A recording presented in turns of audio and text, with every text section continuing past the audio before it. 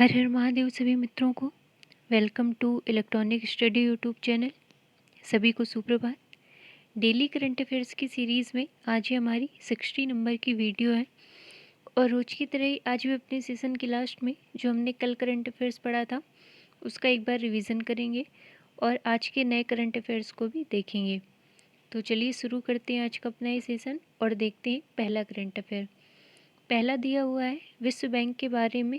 तो अभी हाल ही में विश्व बैंक ने एक नया cyber security multi donor trust fund launch किया है और इस cyber security multi donor trust fund का उद्देश्य क्या है लॉन्च करने का, तो साइबर सुरक्षा विकास एजेंडा का बेहतर ढंग से विकास करना और जो देश में होने वाले डिजिटल परिवर्तन है उनका लाभ पूर्ण रूप से वहाँ के नागरिक ले सके और जो विकास है उसको सुरक्षित रूप से वे अपने तक पहुंचा सके।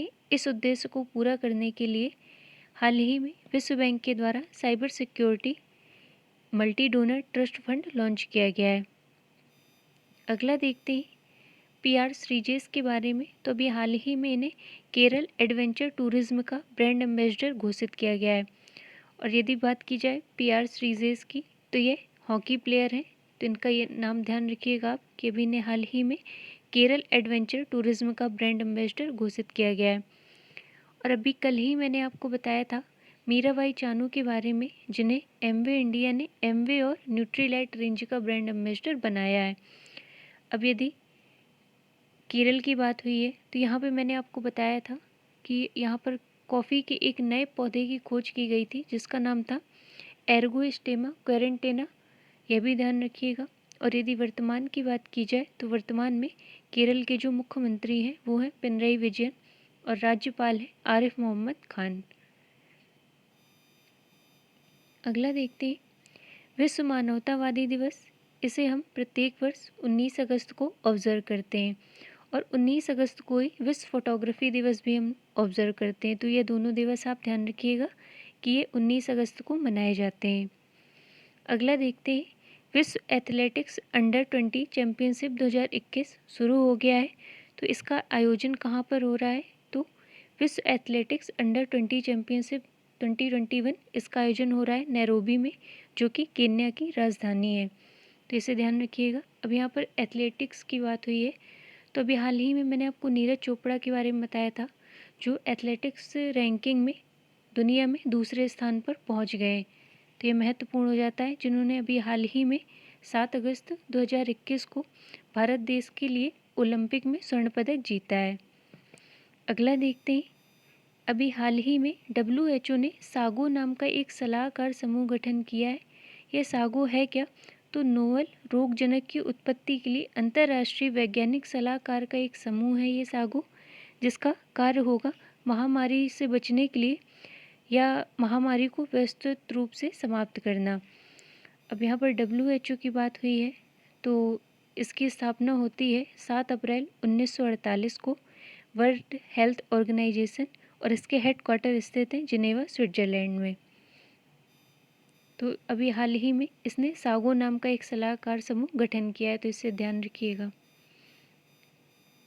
अगला देखते हैं केरल के बारे में ही। तो यहाँ पर भारत का पहला drone forensic lab and research centre खोला गया है।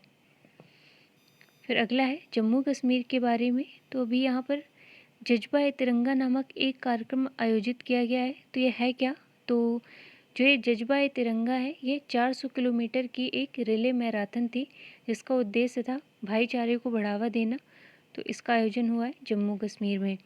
अब जम्मू कश्मीर की बात हुई है तो यदि करंट से रिलेट किया जाए तो मैंने आपको बताया था कि यहाँ पर अभी गुरेज पर्व मनाया गया था। इसके अलावा जो यहाँ के लेफ्टिनेंट गवर्नर हैं मनोज सिन्हा, इन्होंने अभी हाल ही में घोषणा की थी कि जम्मू कश्मीर में बंगस आवाम मेला मनाया जाएगा। और इसके अलावा जो एक जम्मू कश्मीर की परंपरा थी दरबार मूव परंपरा, इसको 149 साल बाद अभी हाल ही में समाप्त कर दिया गया है। इसके अलावा जम्मू कश्मीर विश्वविद्यालय ने अभी घोषणा की थी कि वह अपने व्यायामशाला और इंडोर खेल सुविधा हॉल का नाम PV सिंधु के नाम पर रखेगा। तो ये कुछ तथ्य थे जम्मू कश्मीर के विषय में। अगला देखते हैं फ्रूट पोर्टल के बारे में। तो ये लॉन्च किया गया है केवीजी बैंक के द्वारा, यानी कि जो कर्नाटक विकास ग्रामीण बैंक है इसके द्वारा ये फ्रूट्स पोर्टल लॉन्च किया गया है। इसको लॉन्च करने का उद्देश्य क्या है, तो किसानों के लोन से संबंधित जानकारी प्राप्त करना, यानी कि उन्होंने कितना लोन लिया है, कितने समय तक वो चुका देंगे, किसने चुकाया है लोन या किसने नहीं चुकाया है, तो इन सब की जानकारी प्राप्त करने के लिए केवीजी बैंक के द्वारा अभी हाल ही में लॉन्च हुआ है फ्रूट्स पोर्टल। इसके अलावा देखिए, मैंने आपको तापस पोर्टल के बारे में बताया था जिसको लॉन्च किया गया था वीरेंद्र कुमार के द्वारा, जो कि सामाजिक न्याय मंत्री हैं, तो उसे भी आप ध्यान रखिएगा। और इन्हीं के द्वारा एक पीएम दक्ष पोर्टल मोबाइल एप्लीकेशन भी लॉन्च किया गया था। तो आज के इस करंट अफेयर्स की श्रृंखला में इतना ही। अब जो हमने कल पढ़ा था एक बार उसका रिवीजन कर लेते हैं।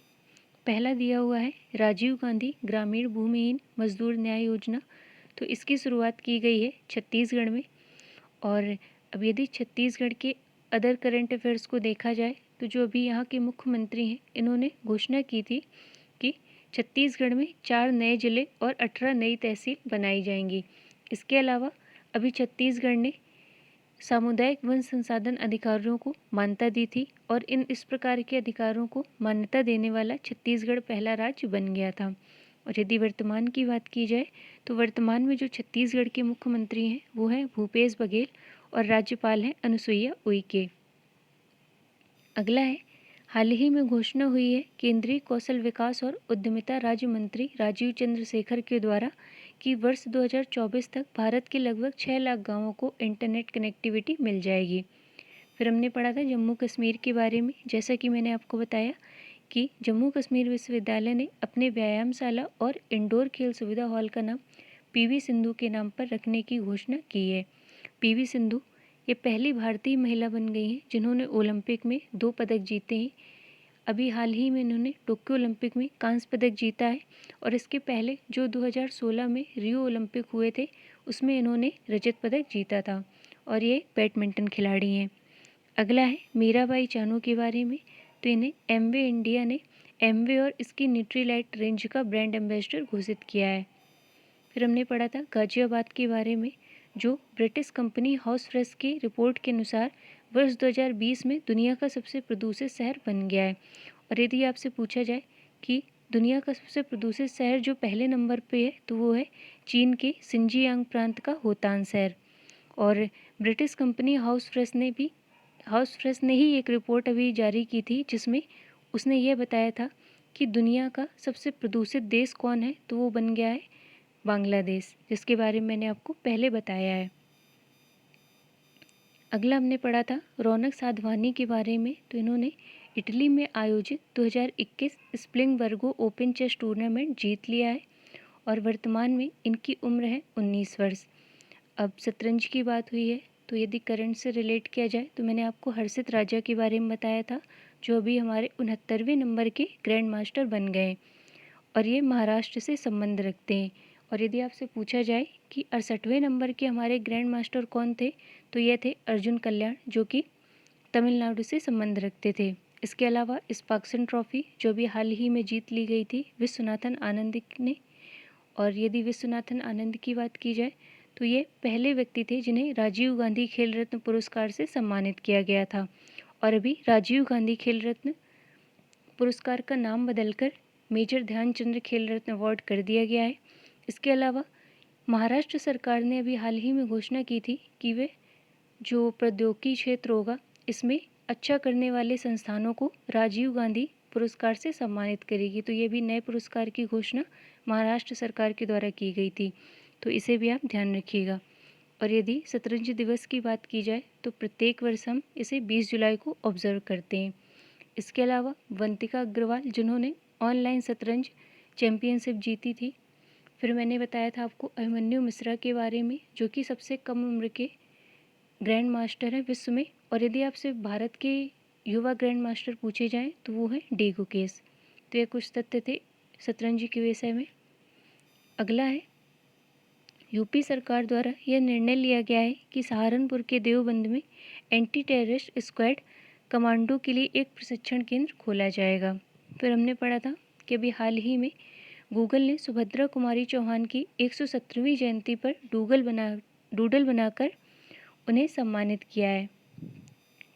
अगला है माकी काजी के बारे में, जिनका भी हाल ही में निधन हो गया है और ये 69 वर्ष की आयु के थे। ये थे कौन? तो इन्हें फादर ऑफ पजल सुडोकू कहा जाता है और ये जापान से संबंध रखते थे।